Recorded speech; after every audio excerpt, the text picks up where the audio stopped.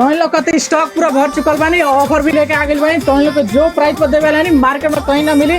और देखो है वन प्लस के नेकबैंड मिले वाला बा 500 में डबल, 300 में सिंगल मिले वाला बा, जो कि बोट के भी बा, वन प्लस के भी बा, बहुत वैरायटी बावे। और इधर बावे देखा वॉच बा, अल्ट्रा वॉच बा तरह के 500 में सिंगल मिले वाला बा। और सिम वाला भी वॉच बा जो कि 1799 के मिले वाला बा। इनमें कैमरा भी बा, तो इन लोग का कॉलिंग भी बा सब बावे।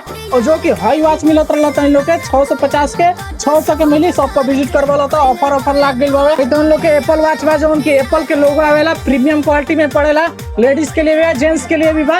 ये तो इन लोग को 1300 का पड़ा था, अब 1200 के मिली। और सेकंड बावे एमसी वर्किंग में एयरबड्स बा जो कि आपको 1300 के पड़ा था, ये 1200 के मिली। तो आवलो शॉप पर विजिट करो, लेके जालो, बहुत सारा स्टॉक आ गई बा। ऑफर ऐसा कहीं नहीं के मिले वाला मार्केट में। और एक आवाज के बात कर दी तो आवाज एक नंबर के बाद, क्वालिटी बहुत ही बेहतरीन लगी। आके वापस ना जी बोलो, प्राइस पैसा लेके चलो, स्क्रीनशॉट मार के चलो लेके चलो।